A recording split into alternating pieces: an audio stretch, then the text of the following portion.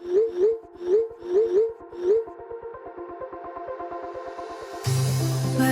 we go,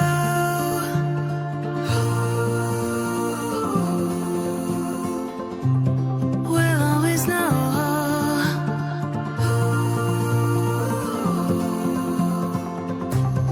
From the highest mountain to the bottom of the ocean, yeah. Our song is running like a Salam Planter Indonesia, Assalamualaikum warahmatullahi wabarakatuh. Di siang hari yang berbahagia ini, The Brodol akan menjelaskan karena ada salah seorang petani yang bertanya, saya nyemprot pakan rumput ini kok nggak mati ya Pak Pendi, racunnya apakah dan sebagainya. Kemudian airnya yang gimana? Ada juga beberapa mahasiswa yang bertanya apakah ada sebenarnya syarat airnya dan sebagainya. Akan kita bahas lengkap 5 hal yang menyebabkan penyemprotan gulma menjadi tidak efektif.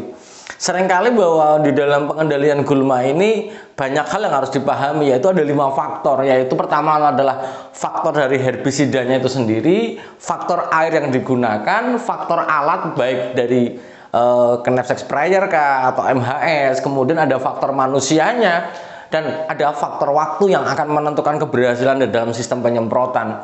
Yang pertama kan adalah faktor herbisidanya, bahwa herbisida ini sudah didesain adalah untuk bisa mengendalikan gulma berdasarkan jenisnya. Jangan sampai salah kita memilih herbisida di dalam pengendalian gulma. Sebagai contoh, di dalam masyarakat kita kenal namanya paraquat nih, paraquat. Paraquat ini adalah bersifat kontak yang ditujukan untuk gulma daun lebar. Kalau seandainya untuk mengendalikan yang berdaun sempit adalah kurang tepat. Nah, di dalam paraquat ini sendiri sebenarnya adalah biasanya kita gunakan karena dia bersifat kontak yang akan meluluh lantakan lapisan sel hijau daun itu sendiri. Untuk gulma yang berkayu biasanya paraquat pasti akan ditambah dengan metil metsulfuron. Nah ini. Kemudian ada juga di dalam herbisida yang biasa kita gunakan adalah glifosat. Glifosat ini atau biasanya orang kenal namanya racun kuning yang bersifat sistemik dan dia biasanya digunakan untuk gulma berdaun lancip. Ketika ngomong gulma berdaun lancip, maka glifosat ini bisa kita gunakan, selalu kita gunakan. Namun di dalam pengendalian glifosat yang secara sistemik ini biasanya kalau kita gunakan untuk lawan sangat efektif sekali. Tapi kalau untuk untuk piringan, biasanya glifosat ini akan dicampur dengan yang namanya fluroxipir. Kali ini kita akan membicarakan dengan menggunakan bahan aktifnya. Fluroxipir misalnya racunnya adalah Roundup plus tarin misalnya. Nah ini. Kemudian perbandingannya juga harus jelas. Ada beberapa petani juga menanyakan, Pak Pendi, lulangan misalnya bangsa teki, kok saya pakai racun kuning tidak mati, pakai paraquat tidak mati. Dia berdaun sempit tapi dia sistemik dan dia memiliki kehidupan yang kuat sekali berkaitan dengan rumput ulangan ini. Maka kita akan mengenal salah satu bahan aktif ini yang disebut namanya adalah amonium glufosinat. Amonium glufosinat ini mereknya apa? Misalnya Trabas. Nah, ketika kita menggunakan amonium glufosinat, maka kita harus mengenal dulu. Amonium glufosinat ini adalah merupakan sebuah bahan aktif yang bisa digunakan untuk pratumbuh atau sebelum tumbuh atau pasca tumbuh. Nah, di sini adalah karena dia bersifat menghambat fotosintesis, maka dia sangat efektif sekali kalau kita gunakan untuk bangsa-bangsa teki. Bangsa teki yang kalau kita bicara tentang glifosat adalah yang dia runcing tapi agak lebar, atau meruncing tapi dia agak besar. Tapi kalau dia kecil-kecil, paling bagus adalah menggunakan amonium glufosinat. Sehingga di dalam penggunaan herbisida ini, para planter dan para petani semuanya, adalah kita harus tahu dulu karakteristik herbisidanya itu apa. Jangan kita asal menggunakan. Sebagai contoh yang paling sulit dikendalikan adalah misalnya bangsa pandan-pandanan. Bangsa pandan-pandanan ini kita tidak bisa hanya menggunakan satu saja. Ternyata kita harus menggunakan 2, yaitu adalah paraquat dicampur dengan trikopir, atau misalnya gramoxone yang dicampur dengan garlon misalnya, dengan perbandingan tertentu. Jadi memang kita harus memahami dulu apa yang terkandung di dalam herbisida yang digunakan, karena pada intinya adalah herbisida sudah didesain untuk masing-masing gulmanya. Jangan salah kaprah kita menggunakan sama semuanya. Kemudian adalah yang kedua adalah faktor airnya. Kita menggunakan air yang harus sebisa mungkin adalah yang netral, yang bersih. Kalau menggunakan faktor air ini, yang pertama adalah air asam yang misalnya di daerah gambut, pengaruhnya apa? Yang kedua ini adalah berlumpur. Kalau kita menggunakan air yang asam, maka bawa bahan aktif baik gliposat, paraquat, amonium glufosinat, triklopir dan sebagainya atau fluroxipir pun dia akan mudah mengendap. Sehingga penggunaan herbisida di daerah yang asam, ketika mau dicampur dengan tanah-tanah yang asam, maka begitu dicampur maka jangan terlalu lama dibiarkan. Bisa digunakan bisa, tapi jangan terlalu lama. Campur, kocok, semprotkan. Kalau dia terlalu lama dengan menggunakan larutan stok, yang terjadi dia akan pengendapan yang cepat bahan aktifnya. Kemudian berlumpur. Kenapa kita tidak boleh menggunakan air berlumpur? Karena bahwa air yang berlumpur ini ada bermuatan negatif karena ada tanahnya. Sekali lagi bahwa tanah liat itu adalah memiliki muatan negatif. Kalau dalam bahasa ilmu tanahnya adalah bermuatan negatif.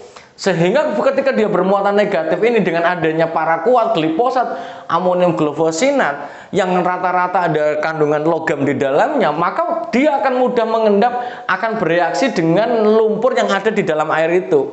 Ketika dia bereaksi dengan air di dalam bereaksi dengan lumpur yang di dalam air ya, itu akan mengendapkan secara cepat dan tidak mengefektifkan penggunaan dari bahan aktif ini. Maka gunakanlah kalau misalnya ada sumber air, yang paling bagus adalah air yang tidak asam dan bersih. Ini yang bisa paling bagus untuk bisa kita gunakan sebisa mungkin. Kalau nggak ada ya asam nggak apa-apa, tapi jangan terlalu lama.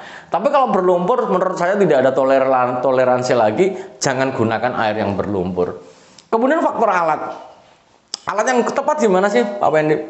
Ketika kita ngomong herbisida yang bersifat sistemik, maka sistemik itu adalah disemprotkan dan akan terjadi peresapan. Ketika dia terjadi peresapan ke dalam gulma ini sendiri, maka kita nggak perlu basah-basah banget. Maka biasanya ini alat ini yang kita gunakan adalah misalnya adalah Knap Sec Sprayer. Sprayer ini kalau ini adalah biasanya dikenal namanya cap, cap solo kah atau apa. Ini juga ada Micron Herbie Sprayer atau MHS. Ini mungkin masyarakat jarang menggunakan Micron Herbie Sprayer. Tapi kalau menggunakan Knap Sprayer lah, bedanya kalau seandainya kita mau nyemprot menggunakan bahan gliposat yang botolnya adalah yang embun saja, maka nozzle yang kita pilih adalah nozzle yang dia sangat lembut sekali. Yang VLV, very low volumenya itu kecil sekali. Kalau kita pakai polyjet misalnya paraquat yang butuh deras, karena bahwa paraquat begitu disemprotkan kena daunnya akan berantakan, akan meluluh lantakan hijau daunnya, maka ya basah nggak apa-apa, maka menggunakan polyjet bagi paraquat nggak ada masalah.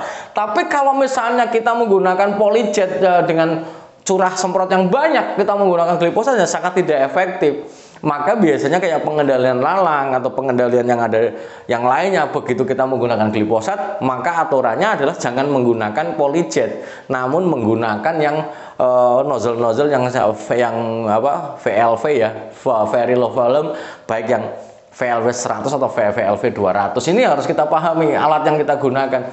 Kemudian yang sekarang paling banyak beredar adalah bahwa alat yang itu sekarang sudah ada Knap Sec Sprayer tidak manual di engkol, namun ada yang elektrik. Ya ini yang sudah kemarin Pendi ini kuno masih pakai Knap Sec Sprayer yang biasa.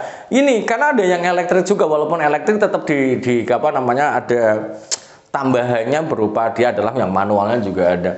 Kemudian yang selanjutnya adalah faktor manusia. Nah ini di dalam penggunaan pengendalian gulma ini faktor manusia juga akan menentukan. Manusia yang melakukan penyemprotan ini akan menentukan kualitas dari semprotannya. Jangan seperti nyemprot panuan, nyemprot belang-belang, itu sangat tidak efektif sekali.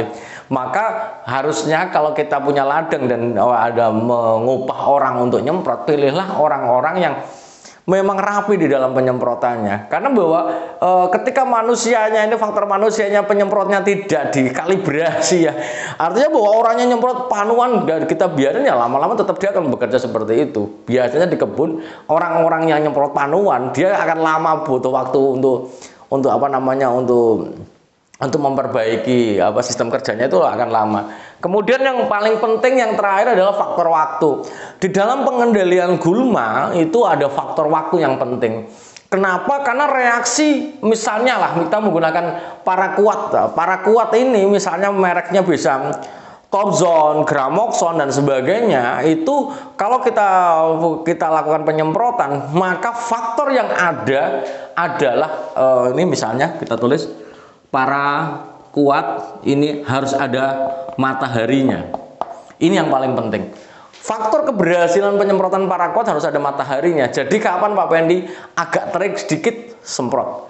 Karena dia akan meluluhlantahkan klorofil atau hijau daun yang ada di lapisan daunnya ketika ada sinar matahari ini. Ketika dia tidak ada sinar matahari ya loyo, paraquat ini akan loyo. Dan yang kedua, tidak boleh terlalu teduh ataupun misalnya terlalu tertutup rapat ya, misalnya kalau di kebun sih semuanya terbuka. Jadi faktor waktu itu, kalau bagaimana paraquat yang efektif adalah ketika terik siang banget, terik banget lah, kita semprot itu menggunakan paraquat. Kedua, kalau menggunakan glifosat karena dia bersifat sistemik, maka dia butuh waktu yang di dalam peresapannya. Jangan sampai kita melakukan penyemprotan dengan menggunakan paraquat, menggunakan glifosat ini, waktunya pendek banget dengan hujan. Ketika sudah ada mendung pagi itu, lebih bagus penyemprotan adalah dipending. Apalagi glifosat. Glifosat itu bisa kita, misalnya hujan terus gitu. Kemudian kapan waktu yang tepat untuk nyemprot glifosat adalah nunggu waktu hampir 3-5 jam jika memang terik. Tapi kalau mendung ngapain kita semprot, kita pending saja.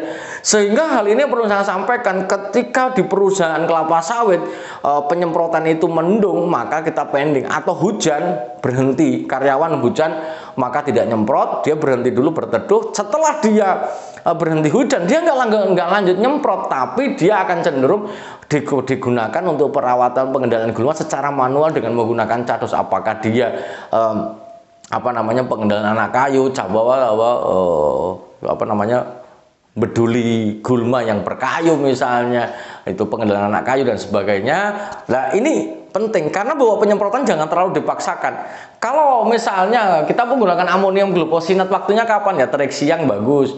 Kemudian karena dia pratumbuh, jadi rumput yang setelah dikendalikan manual mau disemprot ya silakan saja, karena dia akan menekan pertumbuhan dari biji-biji gulma itu sendiri.